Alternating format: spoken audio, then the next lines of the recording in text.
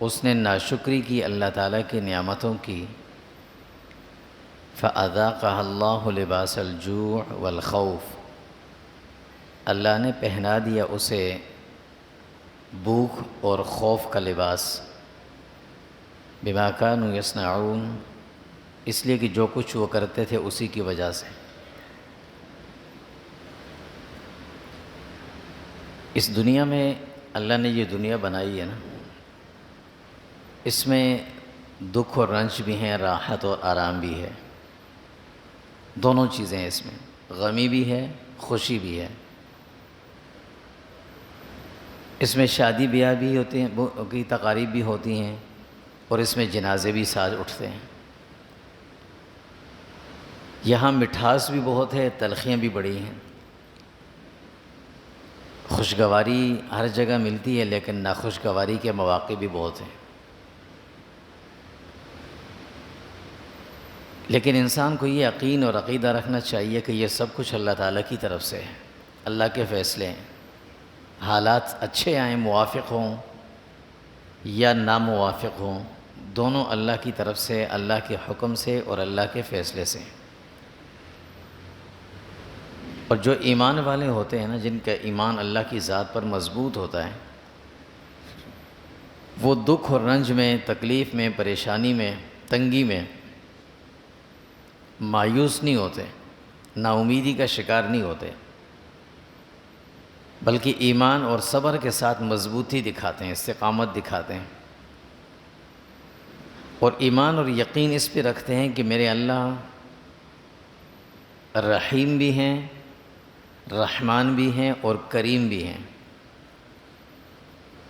رحیم اور رحمان کہا جاتا ہے جو مہربانیاں کرنے والے ہوں، اور کریم بھی ہیں جو بغیر استحقاق کے سب کو دینے والے ہیں، کوئی مستحق نہ بھی ہو اسے بھی دیتے ہیں، وہ کریم بھی ہیں۔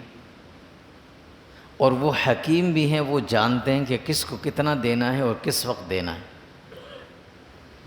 تو جو صاحب ایمان ہو نا، وہ ان حالات میں اللہ رب العزت کی طرف متوجہ ہو کر اللہ کی ان صفات میں غور کرتے ہیں کہ میرے اللہ جو رحیم ہیں، کریم ہیں، علیم اور حکیم ہیں، اگر یہ حالات تنگی والے آئے ہیں، مشکلات والے آئے ہیں، تو یہ اس کی طرف سے ہیں۔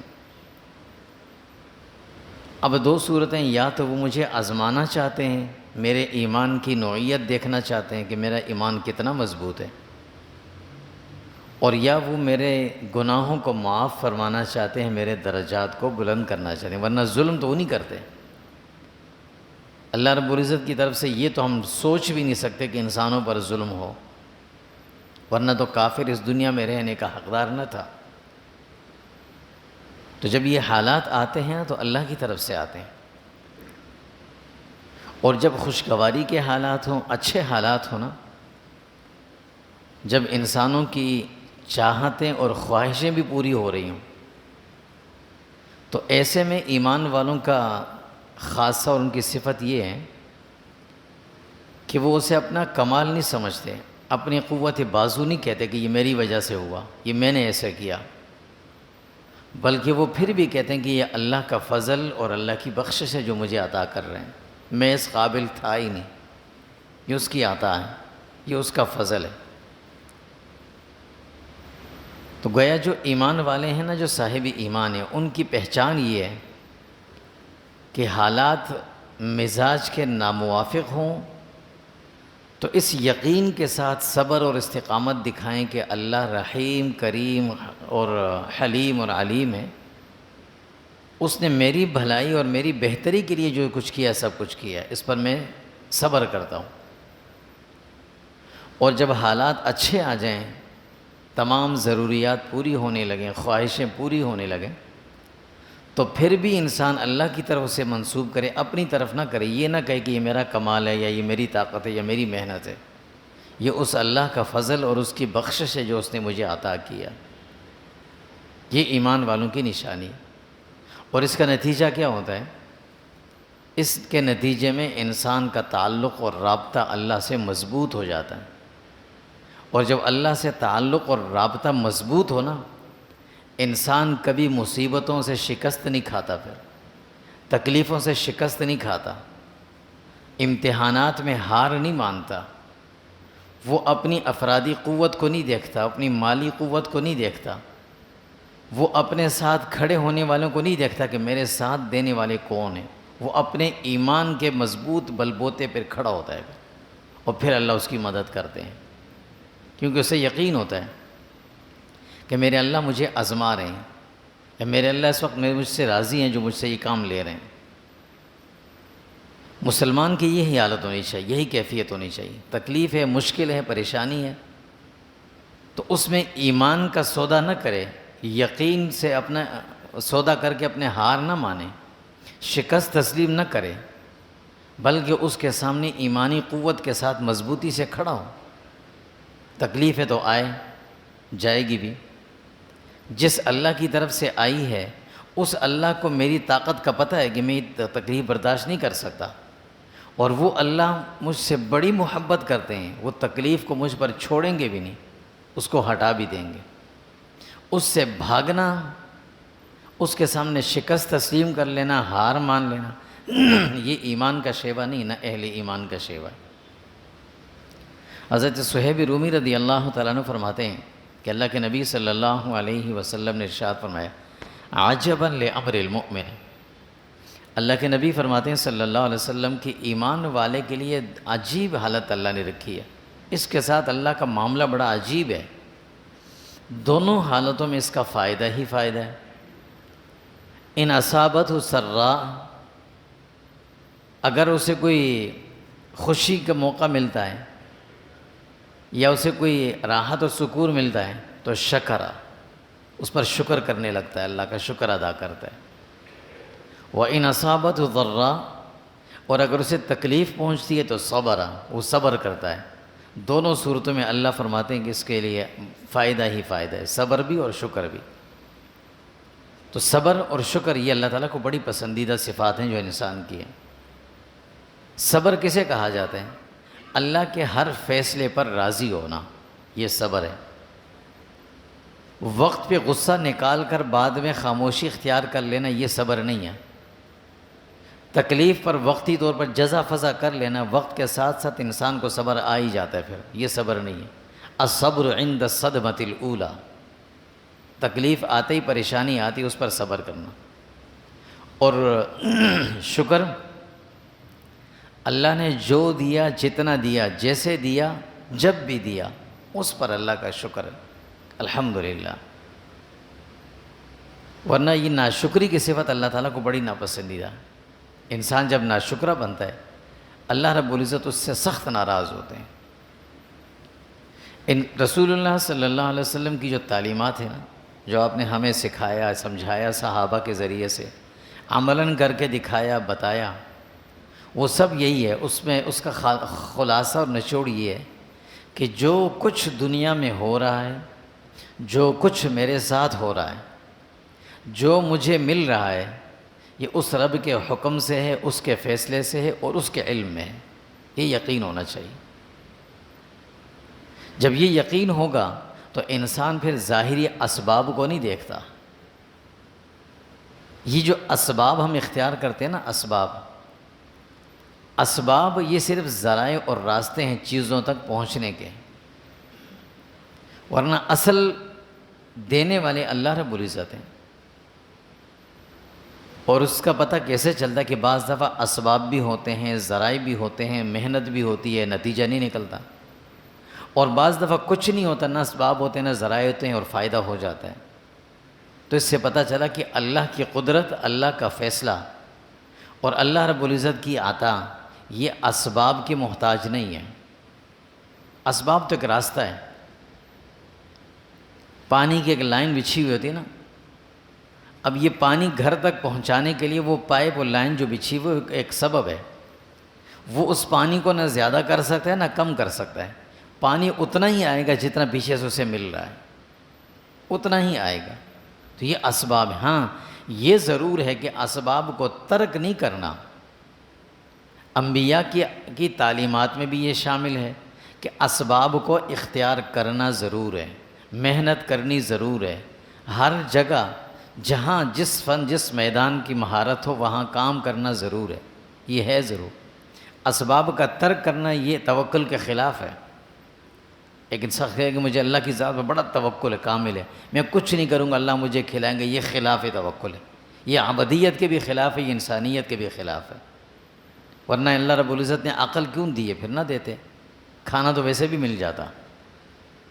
تو یہ عبدیت کے بھی خلاف ہے۔ اسباب اختیار کرنے ہیں، لیکن اسباب کے بعد نتیجے کا اللہ رب العزت کا فیصلہ سمجھ کر اس پر صبر کرنا۔ تنگی آئے تب بھی اللہ کی طرف سے، خوشی ملے تب بھی اللہ کی طرف سے، دونوں اللہ کے فیصلے ہیں، دونوں اللہ کے حکم ہیں، اور دونوں اللہ کے علم میں ہیں۔ بس یہ ہونا چاہیے کہ تنگی کے وقت میں صبر، تکلیف کے وقت میں صبر، اور نعمت ملنے پر شکر، یہ دو چیزیں اللہ کو بڑی پسند ہیں۔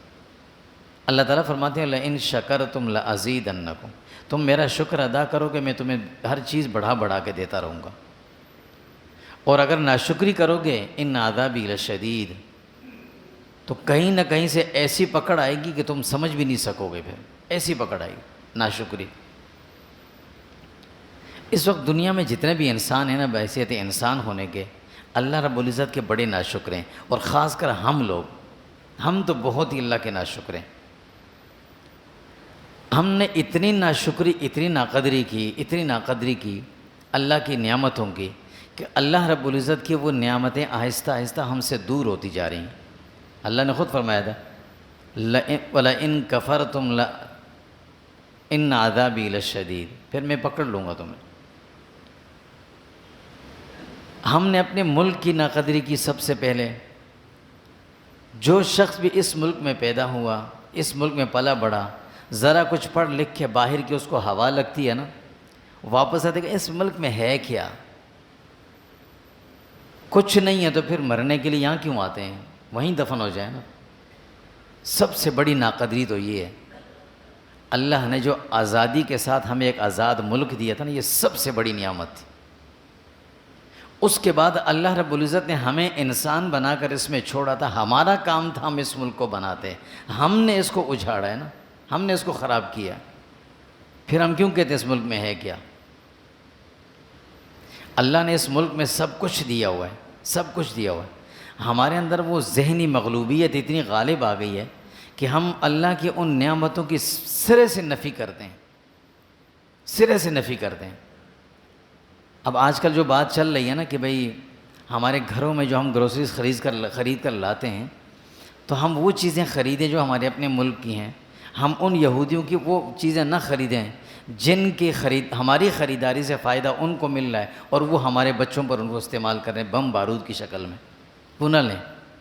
تو ہمارے اپنے مسلمان ہمیں کہتے ہیں ہمارے ملک کا ہے کیا، ہمارے ملک کا ہے کیا؟ تعجب بھی ہوتا ہے، حیرانگی بھی ہوتی ہے، اور غصہ بھی بڑا شدید آتا ہے۔ تمہارے ملک میں گندم کی روٹی تمہیں نہیں ملتی، وہ اچھی ہے یا وہ میک ڈونلڈ کا برگر اچھا ہے؟ خود سوچ لیں۔ جب میرا بچہ صبح گھر کا سوکی یا پراٹھا کھا کے چائے کے ساتھ جاتا تھا، اس وقت میرا بچہ کیسا ہوتا تھا، اور آج جو میک ڈونلڈ میں اسے کھلا کے بھیجتا ہوں، آج دیکھ لیں اس کی کیا حالت ہے۔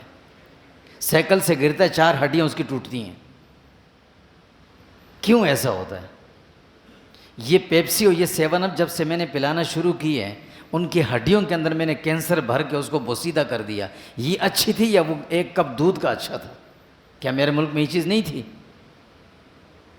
یہ تو میں 1-2 چیزیں گنا رہا ہوں، آپ ان چیزوں کو گننا شروع کریں کہ آپ نے بچے کو خود اس پیپسی کا عادی بنا دیا ہے۔ اس کے سامنے دودھ کا گلاس رکھیں، بچہ ہوتا ہے، یاد رکھیں، بچہ ہمیشہ چمکتی والی چیز کو اٹھاتا ہے۔ موسیٰ علیہ السلام بچے تھے نا، فرعون نے آزمانے کے لیے اس کے سامنے ایک پلیٹ میں انگارہ رکھ دیا اور ایک پلیٹ میں ایک ہیرا رکھا، انگارہ چمک رہا تھا۔ موسیٰ علیہ السلام بچے تھے، انہوں نے انگارے پہ ہاتھ رکھ کر اٹھا لیا تھا، اٹھا کے منہ میں بھی رکھ دیا تھا۔ بچہ ہوتا ہے، لیکن یہ کام ماں باپ کا ہوتا ہے کہ بچے کو سمجھائیں۔ ہم نے اپنے بچوں کو جن کے حوالے کیا ہے نا، وہ تعلیم بھی ان کی دیتے ہیں، ان کا طریقہ کار بھی ان کا ہے، وہ ان کے ذہن میں یہ بات بھی بٹھاتے ہیں کہ ملک تو وہ ہیں، معاشرہ تو وہ ہے، یہاں تو کچھ نہیں ہے۔ جب ہم بنیاد سے اپنے بچوں کو یہ چیزیں سکھا رہے ہیں نا کہ یہ ملک کچھ نہیں ہے، تعلیم بھی ان کی، طریقہ کار بھی ان کا، سب کچھ ان کا، کھانا پینا بھی ان کا اچھا ہے، ساری چیزیں ان کی اچھی ہیں. تو اب وہ جب بڑا ہوتا ہے اس کو پتہ ہی نہیں میرے ملک میں کیا ہے، اسے پتہ ہی نہیں کہ میرے ملک میں کیا ہے. اتنا صرف کہا گیا کہ بھائی یہ چیزیں چھوڑ دیں جو فالتو کی چیزیں ہیں، جو وہ چیزیں جو ہم خرید رہے ہیں نا، جس سے ہمیں فائدہ مل رہا ہے نا. ہم اپنی عمر کو دیکھیں، اپنے سے پہلے اپنے آباء و اجداد کو دیکھیں. وہ میک ڈونلڈ اور KFC خریدنے کہاں سے جاتے تھے، کہاں سے لیتے تھے؟ ہم کہتے ہیں میرے ابو بڑے مضبوط تھے، بڑے اچھے تھے، طاقتور تھے. وہ 60 70 75 80 سال کی عمر میں چلتے پھرتے تھے، مسجد خود جاتے تھے نماز پڑھنے کے لیے. ہم 40 سال میں کرسی ڈھونڈتے ہیں، کیوں؟ اس لیے کہ ہم نے وہ خوراکیں کھانا شروع کی ہیں جو خوراک، اور کیا کہتے ہیں میرے ملک میں ہے کیا؟ اس ملک میں سب کچھ ہے سوائے ہم جیسے گدھوں کے، کہ ہم انسان نہیں ہیں. ہم نے اس ملک کو تباہ کیا تھا، ہم نے اس ملک کو تباہ کر دی. گندم میری اپنی ہے، یہاں سے باہر کیوں جاتی ہے؟ ہم کیوں نہیں کھاتے اس کو؟ چاول میرا اپنا کیوں جاتا ہے باہر؟ کیوں نہیں کرتے ہم اس کو؟ چینی میری اپنے ملک میں بنتی ہے اور باہر سے آ کر ڈبل قیمت مجھے ملتی ہے، پھر کیوں ایسا ہوتا ہے؟ ہم نہ استعمال کریں یہ فضول کی چیزیں. ہم یہ پیپسی اور یہ 7 اپ اور یہ میک ڈونلڈ اور یہ دوسری چیزیں استعمال نہ کریں. اب تو بہت سی چیزیں سامنے آ گئی ہیں، بہت سی. ایک تو میرے جسم کا تقاضا ہے، ایک میرے ایمان کا تقاضا ہے. میرے جسم کا تقاضا یہ ہے کہ میں اپنے بچوں کو ان زہریلی چیزوں سے بچاؤں، اور میرے ایمان کا تقاضا یہ ہے کہ میں ان چیزوں کو نہ خریدوں جس کی میری ضرورت نہیں. ایک میری ضرورت ہوتی ہے، ایک میری خواہش ہوتی ہے. ہم ضرورت اللہ پوری کریں، ہم خواہش پوری کرنے کے لیے جاتے ہیں. ہم KFC میں بچوں کو لے کے کیوں جاتے ہیں؟ خواہش پوری کرنے نا. ضرورت تو گھر میں پوری ہو رہی تھی، کھانا کھا رہے تھے. ہم اس کو پیپسی 7 اپ کیوں لالا کے دے رہے ہیں؟ خواہش پوری کر رہے ہیں. ضرورت نہیں ہے میری. ضرورت تو مجھے صاف پانی مل رہا تھا، وہ میں نہیں پیتا. اور یہ خاص کر جو باہر سے ہم 2 چکر لگا کے واپس آتے ہیں نا، وہ یہاں آ کر اور زیادہ نفرت پھیلاتے ہیں. یہاں کا پانی مجھ سے نہیں پیا جاتا. نہ پیو نا، کیوں آئے تھے؟ ہم بھی تو پی رہے، ہم مر گئے کیا؟ کون مرا ہے ادھر کا پانی پی کر؟ یہاں کا پانی مجھ سے نہیں پیا جاتا، یہاں کا دودھ مجھ سے نہیں پیا جاتا. بھائی نہ پیو، لیکن کم سے کم ہمارے بچوں کو یہ چیز تو نہ سکھاؤ کہ یہاں سب کچھ بیکار ہے، یہاں سب کچھ اچھا ہے. آپ پورے ملک کے اندر 1 سال کے لیے، صرف 1 سال کے لیے تھوڑی سی قربانی دیں، تھوڑی سی مشکل اپنے اوپر برداشت کر لیں کہ بھئی ہم نے کوئی چیز ان ملٹی نیشنل کمپنیوں کی نہیں خریدنی. اس کے الٹرنیٹ متبادل جو چیزیں ہمارے پاس موجود ہیں وہی خریدوں گا. جو ضرورت پڑتی ہے وہ الگ بات ہے، وہ الگ بات ہے. مجبوری الگ چیز ہے. مجبوری میں اللہ نے انسان کو رعایت دی ہوئی ہے. جب فَمَنِ اضْطُرَّ غَيْرَ بَاغٍ فَلَا إِثْمَ عَلَيْهِ، اللہ تعالیٰ کہتے ہیں کہ اگر تم مجبوری میں ہو نا تو پھر تو کوئی حرج نہیں. وَلَا عَادٍ فَلَا إِثْمَ عَلَيْهِ، پھر تو گناہ حد سے زیادہ چیز نہ لو، ضرورت کے مطابق لے لو. لیکن جب ضرورت نہیں ہے تو پھر آپ اپنی چیزیں کیوں نہیں استعمال کرتے؟ کہتے کیا ہیں؟ اس ملک میں تو کچھ نہیں ہے. اب سنیں اللہ تعالیٰ کیا کہہ رہے ہیں. سورہ نحل کی آیت جو میں نے پڑھی تھی، اللہ تعالیٰ فرماتے ہیں کہ اللہ ایک مثال دے رہے ہیں تمہیں. کانت قریۃ کانت آمنۃ مطمئنہ، بہت اچھی بستی تھی، بہت اچھے لوگ تھے. آمنۃ مطمئنہ. ابراہیم علیہ السلام نے جب بیت اللہ تعمیر کیا، سب سے پہلی دعا کیا کی تھی؟ اجعل ھذا البلد آمنا. اے اللہ، سب سے پہلے انسانوں کو امن چاہیے. امن کے بعد سب کچھ ہوتا ہے. امن نہ ہو تو کچھ نہیں ملتا. امن چاہیے. اللہ کہتے ہیں کانت آمنۃ مطمئنہ. امن بھی تھا، اس میں سکون بھی تھا، اطمینان بھی تھا. کوئی مالی پریشانی نہیں تھی، کوئی معاشرتی پریشانیاں نہیں تھیں، کوئی معاشی پریشانیاں نہیں تھیں، کچھ نہیں تھا. یأتیہا رزقہا رغدا من کل مکان. خوب فراوانی کے ساتھ اس کا رزق، ان کے پاس چیزیں آ رہی تھیں. فکفرت بانعم اللہ. اللہ کی نعمتوں کی ناشکری شروع ہو گئی، ناقدری شروع ہو گئی. سب سے پہلے ملک کی آزادی کی ناقدری، پھر ملک کی ناقدری، پھر اس کے بعد زمین کی ناقدری. پھر ہم نے ہر بات میں اس ذہن میں یہ بٹھا لیا ہے کہ یورپ ہم سے اچھا، ہم بہت برے، ہمارا ملک ہی برا ہے، سب کچھ برا ہے. کبھی بھی سرزمین بری نہیں ہوتی، اس زمین پر رہنے والے لوگ برے ہوتے ہیں. ان لوگوں کی اصلاح ہونی چاہیے. اور وہ لوگ کون تھے؟ وہ میرے اور آپ کے بچے تھے نا. ہم اپنا دور اچھا گزار گئے. اب ہم جب بوڑھے ہو گئے، بڑے ہو گئے، اب ہمیں چاہیے تھا ہم اپنے بچوں کو اس سکھاتے نا، اپنے آباء و اجداد کا طریقہ سکھاتے. یہ کیا بات ہوئی؟ ساری زندگی ہم کلمہ بھی پڑھتے ہیں، ساری زندگی یا رسول اللہ کے نعرے لگاتے ہیں، نہ میرے چہرے پر، نہ میرے جسم پر، نہ میری باتوں میں، نہ میرے حال میں، نہ میرے کھانے میں رسول اللہ کا کوئی نقشہ ہی نظر نہیں آتا۔ نعرے ہم پورے زندگی لگاتے ہیں، کھانا میرا جانوروں کی طرح کھڑے ہو کر کھا رہے ہوتے ہیں، کوئی نظر نہیں آتا، تو پھر کیا ضرورت اس نعرے لگائیں؟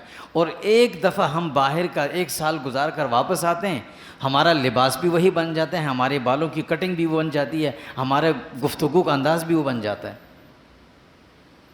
یہ کیا وجہ ہے کہ رسول اللہ کا کلمہ ساری زندگی ہمارے ساتھ، ان کا دین ساری زندگی ساتھ، ان کے جشن ولادت ساری زندگی مناتے ہیں، ان کی سنتوں کو کے بارے میں سنتے ہیں، لیکن ہماری زندگی ان سے متاثر نہیں ہوتی، اور اس یورپ کے طور طریقوں سے بڑی جلدی متاثر ہو جاتی ہے، بڑی جلدی متاثر ہو جاتی ہے۔ یہ اثر کیوں قبول کر لیتے ہیں؟ کمزوری ہم میں ہے، ہمارا ایمان کمزور ہے، اپنے ایمان کو مضبوط رکھیں۔ اس وقت ہمارے ایمان کا تقاضا ہے، کسی اور چیز کا نہیں، ایمان کا تقاضا ہے کہ ان چیزوں کا مکمل طور پر ہم بائیکاٹ کریں گے، نہیں آئیں گے میرے گھر میں، نہیں آئے گی میرے گھر میں آج کے بعد سے پیپسی۔ کب تک نہیں آئے گی یہ الگ بات ہے، نہیں آئے گی، نہیں آئے گی وہ چیزیں جو ضرورت سے زائد ہیں، جو میری خواہشیں ہیں، اور جو ان لوگوں کی جس کو میں خرید کر ان کو فائدہ پہنچا رہا ہوں۔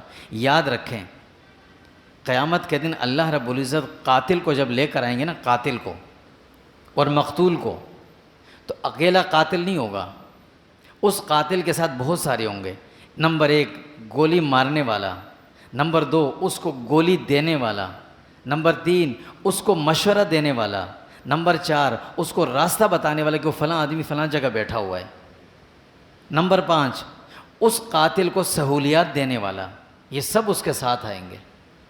پھر ایسا نہ ہو کہ کل قیامت کے دن فلسطین کے ان بچوں کے قاتلوں کی لسٹ میں پیچھے کسی کونے میں ہم پاکستانیوں کا نام بھی آ جائے کہ یہ تو بڑے دبا کے چیزیں خریدتے تھے۔ یہ میری ایمان اور غیرت کا تقاضا ہے کہ میں ان چیزوں کو چھوڑوں گا، نہیں خریدوں گا آج سے میں۔ اگر اس کے بغیر ہمارے کوئی مشکل آ گئی، کوئی حالت آ گئے، تو ہم تھوڑی دیر کے لیے صبر کریں گے۔ ایمان کا تقاضا یہ ہے، اللہ ہم سے یہ تقاضا کرے کہ تم صبر کرو اس پر۔ اور ضرورت، محاورہ مشہور ہے، ضرورت ایجاد کی ماں ہے۔ جب انسان کے پاس کچھ نہیں ہوتا نا، پھر سب کچھ ملتا ہے۔ کچھ نہ ہونا یہ سب سے بڑا سبب ہوتا ہے ساری چیزوں کے ہونے کا۔ جب اسے پتہ چلتا ہے میرے پاس کچھ نہیں ہے، پھر وہ محنت سے ہاتھ مارتا ہے، پھر اس کو سب کچھ ملتا ہے۔ وہ کاشتکاری بھی کرے گا، وہ زمینداری بھی کرے گا، وہ محنت مزدوری بھی کرے گا۔ ہم اتنے متاثر ہو گئے کہ یہاں اپنے ملک میں اگر اچھی عزت والی نوکری بھی ہوگی نا، وہ چھوڑ کر ہم چلے جائیں گے باہر، وہاں پیٹرول پمپوں پہ پیٹرول بھی بھریں گے، وہاں کے ہوٹلوں میں ویٹر بن کے بھی کام بھی کریں گے، ٹیبل بھی صاف کریں گے، اور پھر کہتے ہیں نہیں اس میں تو کوئی حرج نہیں ہے، محنت کرنے میں کوئی حرج نہیں۔ یہ حرج اس ملک میں تھا، وہاں نہیں ہے۔ میری بہنوں کو اللہ ہدایت دے، ہماری بہنوں کو یہ چیز انہوں نے سکھا دی ہے کہ شوہر کے لیے کھانا پکانا تمہاری ذمہ داری نہیں ہے۔ وہ کہتے نہیں ہے، میرا روڈ پہ آ کے کہ میری ذمہ داری نہیں، لیکن یہی بہن جب باہر جاتی ہے نا، ہوٹل میں کوک بن کے کھانا بناتی ہے اور بیچتی ہے اور لوگوں کو کھلاتی ہے۔ شوہر کو کھلانا جائز میری ذمہ داری نہیں، لیکن سارے غیر مردوں کو کھلانا میری ذمہ داری ہے۔ اندازہ لگائیں اتنی کمزوری، اس حد تک ایمان کی گراوٹ۔ اللہ پھر فرماتے ہیں نا کہ جب ناشکری شروع ہوئی، فَأَذَاقَهَا اللَّهُ لِبَاسَ الْجُوعِ، اب اللہ نے ان پر مسلط کر دی کیا چیز؟ جوع، تنگی، بھوک، والخوف، ڈر۔ ڈر بھی اتنا مسلط ہو کہ بول بھی نہیں سکتے، بات بھی نہیں کر سکتے۔ خوف کا یہ عالم ہے، بھوک کا یہ عالم ہے کہ معاشی اقتصادی پابندیاں لگ گئی تو کیا کریں گے۔ آج تک تاریخ یہ بتاتی ہے کہ جن ممالک پر معاشی اقتصادی پابندیاں لگی ہیں نا، وہ ملک اپنے پاؤں پہ کھڑا ہو کر مضبوط بنا ہے، یہ تاریخ بتاتی ہے۔ ہم اپنے اڑوس پڑوس میں دیکھ لیں، جن پر معاشی پابندیاں لگی ہوئی ہیں وہ لوگ مضبوط ہیں ہم سے، اور جو ادھار لے کر قرض لے کر کھانے والے ہو نا، پھر وہ کبھی بھی نہیں بڑھ سکتے آگے۔ اللہ کہتے ہیں بما کانوا یصنعون، یہ سب کچھ اس لیے تھا کہ یہ سب ایسا کرتے تھے۔ خیر، اللہ رب العزت اس وقت ہمارے امتحان لے رہے ہیں۔ یہ اس وقت ہمارا امتحان ہے کہ ہم اپنی ان کم چیزوں پر جس کے ہم عادی نہیں، ہم کہتے ہیں بھئی یہ کوالٹی بڑی گری ہوئی ہے، یہ ہم کیسے کھائیں گے، ہم تو امپورٹنٹ چیزیں کھانے کے عادی ہیں، ان چیزوں کو چھوڑ دیں، یہ اپنی چیزیں اپنی گندم پہ انحصار کریں۔ خدا نخواست میرے ملک کے اندر تمام جو ملٹی نیشنل کمپنی ہیں انہوں نے جال بچھا لیا، سب نے، سارے بڑے کاروبار ان کے پاس ہیں۔ اور اگر ایک وقت ایسا آیا کہ یہ ملک ڈیفالٹ ہو گئے، چلو بھئی اپنا سرمایہ یہاں سے نکال کے نکل جاؤ، پھر ہم کیا کھائیں گے؟ مٹی کھائیں گے۔ وہ کہیں گے ہم نہیں دیں گے اس ملک کو کچھ بھی، پھر کیا کریں گے؟ مجبوراً پھر ہمیں آنا پڑے گا اسی گندم کی طرف، اسی اپنی مکئی اور اپنے چاول کی طرف۔ تو ابھی سے اپنے آپ کو کیوں نہیں عادی بناتے؟ اس میں طاقت بھی ہے، قوت بھی ہے، اس میں سب کچھ ہے۔ ہم وہ کھوکھلی چیزیں کھا رہے ہیں جس کے اندر آدھا زہر بھرا ہوا ہے، وہ اپنی جگہ، لیکن اس وقت میرے ایمان کا تقاضا یہ ہے کہ میں ان تمام چیزوں کو چھوڑ دوں۔ وہ مجھ سے زیادہ آپ اچھی طرح جانتے ہیں، ہر ایک چیز کے اوپر اس کا وہ کوڈ نمبر ہوتا ہے، اس سے پتہ چل جاتا ہے کہ یہ کس کمپنی کی بنی ہوئی چیز ہے۔ اور یہ میں اپنی طرف سے نہیں کہہ رہا، موقع رہا تو انشاءاللہ اگلے جمعے اس پہ بھی بات کریں گے۔ یہ اللہ کے نبی کی سنت ہے، معاشی بائیکاٹ کرنا اللہ کے نبی کی سنت ہے۔ اگلے جمعے بتاؤں گا میں کیسی سنت، معاشی نقصان پہنچانا یہ جنگ کا حصہ ہے، جنگ کا حصہ ہی ہے۔ خیر، اللہ رب العزت ہم سے اس وقت جو تقاضا کر رہے ہیں وہ یہ ہے کہ ایک تو صبر اور ایک شکر، صبر بھی کریں شکر بھی کریں۔ اس کا فائدہ کیا ہوگا؟ فرمایا اگر تم وقتی طور پر صبر کر لو گے نا، ان چیزوں کو چھوڑ دو گے، اللہ تمہیں 3 بڑے بڑے فائدے دیں گے۔ پہلا فائدہ، اللہ کی طرف سے مغفرت کا پروانہ ملے گا، اللہ تمہیں معاف کر دیں گے، گناہ معاف ہوں گے۔ اللہ کے نبی صلی اللہ علیہ وسلم، حضرت عبداللہ بن عباس رضی اللہ کی روایتیں فرماتے ہیں کہ اللہ کے نبی صلی اللہ علیہ وسلم فرماتے ہیں کہ جس آدمی کو تکلیف پہنچے، تکلیف ہی تو ہوگی، ظاہر ہے ہم اگر گھر میں یہ چیزیں نہیں لے کر آئیں گے، بچوں کو منع کریں گے، نہیں کھانے دیں گے، تکلیف ہوگی تھوڑی سی، لیکن تکلیف ہو اور وہ کسی سے شکوہ نہ کرے، اس کا شکوہ نہ کرے، اس پر صبر کرے، کان حقا علی اللہ تعالی ان یغفر لہ، اللہ کے ذمہ لازم ہے اللہ اس کی مغفرت کر دیں گے۔ نمبر 2، اس سے لے جنت کا وعدہ ہے۔ حضرت ابو امامہ رضی اللہ تعالیٰ عنہ کی روایتیں فرماتے ہیں کہ اللہ کے نبی صلی اللہ علیہ وسلم فرماتے ہیں کہ اللہ تعالیٰ نے براہ راست فرمایا، یقول اللہ تبارک و تعالی، اللہ فرماتے ہیں، یا ابن آدم، اے آدم کے بیٹے، ان صبرت واحتسبت، اگر تم ثواب کی نیت کر کے، ثواب سمجھ کر صبر کرو گے ان چیزوں سے، کوئی بھی چیز تکلیف ہو، کوئی بھی معاملہ ہو، اس وقت ہم اس کو دونوں طرف جوڑیں، عند الصدمۃ الاولی، تکلیف پہنچی اور فوراً صبر کیا، لم ارض لک ثوابا دون الجنہ، فرمایا کہ جنت کے علاوہ میں تجھے کچھ نہیں دوں گا، جنت ہی دوں گا تجھے۔